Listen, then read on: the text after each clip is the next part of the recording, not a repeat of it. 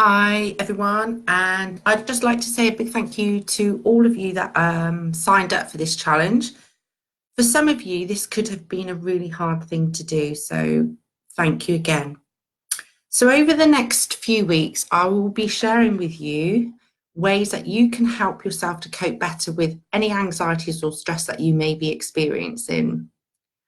I'll be going through exercises that you can start to implement into your own daily lives. So why the 21 days? Well, it is believed that to change and make something become a habit, we need to practice it for 21 days.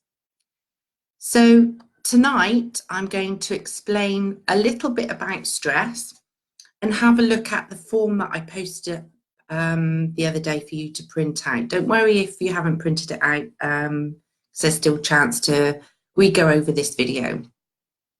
Please feel free to contribute by posting your comments, and I will do my very best to keep up with you. I will admit that it is a little bit different doing live sessions than when I'm recording, as when I'm using diagrams and things, everything's back to front. So I do get a little bit confused when I'm showing you diagrams, so just bear with me. So stress is a funny one because we need a certain amount of stress in our lives to live. It's necessary to maintain life. However, what is important is the way we deal with it. It can either be the spice of life, or it can be the kind which is unhealthy, unpleasant, continuous, and even excessive, which then becomes de-stress or disease. The experience of stress is very much an individual issue, as it's your own very own individual response, which will determine whether you turn it into that distress or into a joy of living. We put stress on our bodies all the time. We put stress on our bodies to walk, to run, to jump. We put stress on ourselves to help us get from where we are to where we're going. This is known as constructive stress. But then on the flip side, we have destructive stress, where the stress overtakes and controls us. This then leads to stress overload, which creates the anxieties within us. We then get stressed about the anxieties, and so it goes on. We then call this the emotional cycle. So no matter what we're faced with, whether it be physical, emotional, or even spiritual stress, our bodies respond in the same way. Any form of change in our lives is potentially stressful. But it is how we adapt to that change, whether our lifestyle or our personality, which then transforms a potential hazard into an opportunity for growth and understanding of not just ourselves, but of others around us. Stress is the state of being in constant red alert that puts us at risk. When our stress levels become prolonged and regular, we then have little reserves to cope. It's then that it becomes a crisis, which often starts off being quite small, but then will become the last straw. Quite often though, illnesses or accidents may be the only way of showing us or slowing us down, which can give us the opportunity to then reevaluate our lives, and our bodies will produce these if we continue to ignore the warning signs. So I'm going to just show you the life cycle or the emotional cycle of stress that we continually on this cycle of stress if we don't deal with it or deal with our issues. So it's called the emotional cycle, but it is the 5 building blocks of developing anxiety-related disorder. So here we go. The first one is our life experience. And this can be anything. that we've experienced in our lives that we have processed in a negative way. So these processes can be not just from negative experiences, but we can process them from positive experiences in our lives, especially things that have come up from our childhood. We may have had experiences in our childhood, but because our brains and our minds aren't intellectually mature, we can then process and internalize them as emotional traumas. So, as I said, our life experiences can come from any unpleasant life experiences that generates a negative emotion. So, negative emotions such as fear, guilt, sadness, hurt, and anger. Now, these may be caused through illnesses, accidents, divorce, death, abuse, any kind of trauma, or even the loss of your job. So when these things happen, we then create our negative thought patterns or our negative script. Okay. These negative thoughts are worrying, habitual, negative thinking. Okay. And they generally start with I am. So I am not good enough. I am unworthy. I'm a bad parent. It's all my fault. I'm unlovable. But when we start to think these thoughts, we generally put emotion behind it. So we give power, our own power, to those negative thoughts, which then create negative feelings. Okay. So sorry, I'm working. Bear with me. Oh, no, here we go. So these thoughts and these negative thought patterns linked with emotion create our feelings. And that's when we get feelings of nervousness, depression. We may even feel scared and anxious. We get panicky, but we can also feel ashamed. So when we have these thoughts and these feelings over a period of time, if they're not addressed, then become a physical symptom. This is when we start to feel aches and pains in our body. So the physical symptoms can present themselves as heart palpitations, nausea, sweating, panic attacks, shortness of breath, faintness, and IBS. So they are the physical symptoms created by the negative thoughts and the negative feelings. So which leads us then to have avoidance mechanisms. So what we mean by avoidance mechanisms is that when we have anxieties and panic attacks, for example, if you have social anxieties about going out into crowded spaces, we will use avoidance mechanisms of not to do those things.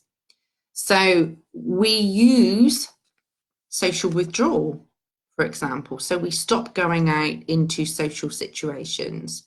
We may become aggressive. We repress things. We regress backwards.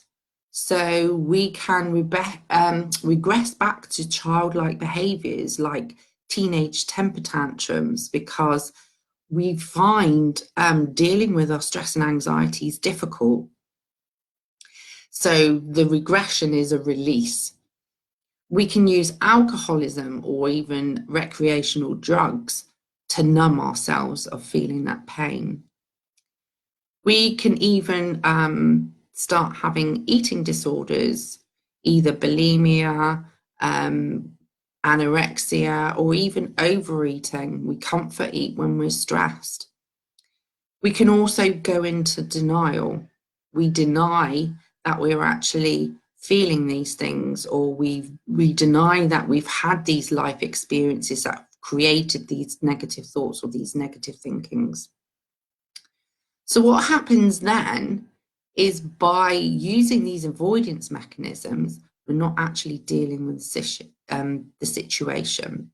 So going back to our example of the social withdrawal, we refuse invitations to go out to dinner with people, or we refuse to go to family events, which then creates another negative life experience. Because we haven't gone, we can then start thinking negatively and telling ourselves how stupid we are, or how, for not going to that event, which will then create another negative feeling and another negative symptom. And then it will create another avoidance.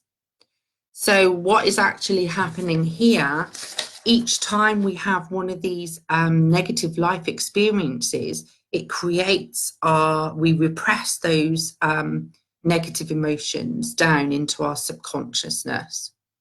So by doing that, our subconscious can only hold so much. So our emotions will start to build and build and build. So it's like you having an empty glass and you're pouring that glass of water. The glass will only hold so much water before it starts to overflow. And that's what happens with our mind. Our conscious mind, which we put or focus our awareness on, actually is trying to keep us sane or feel sane.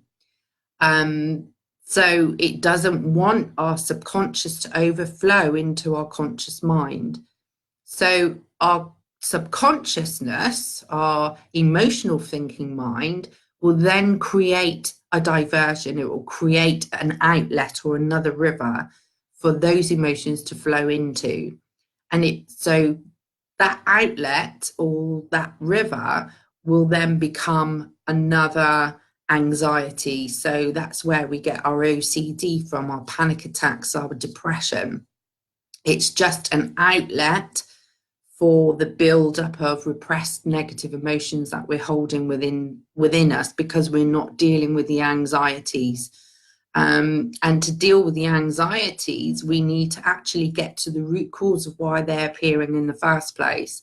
So yes, it's great to go and find help, go to the GP. You might be given antidepressants, as I have been in the past, but they're just helping you to cope with the situation that you're in. The medication won't actually treat the root cause of why those anxieties, why that anxiety and depression and stress are in your life at this present time.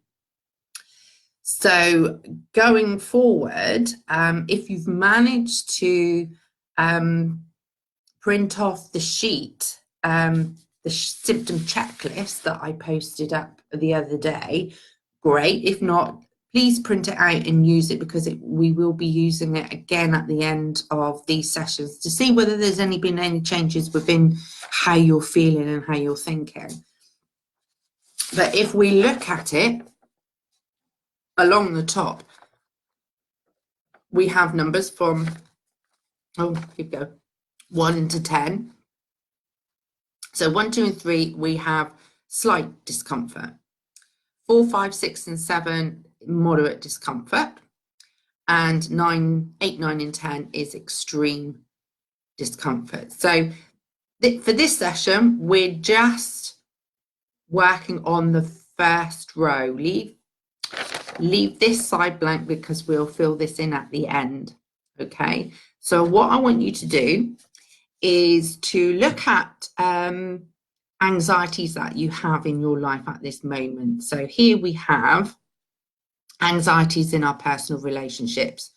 So this could be with your partner, your parents, your children, or any other person or situation that is personal to you at this moment in time. Okay, you can add your own.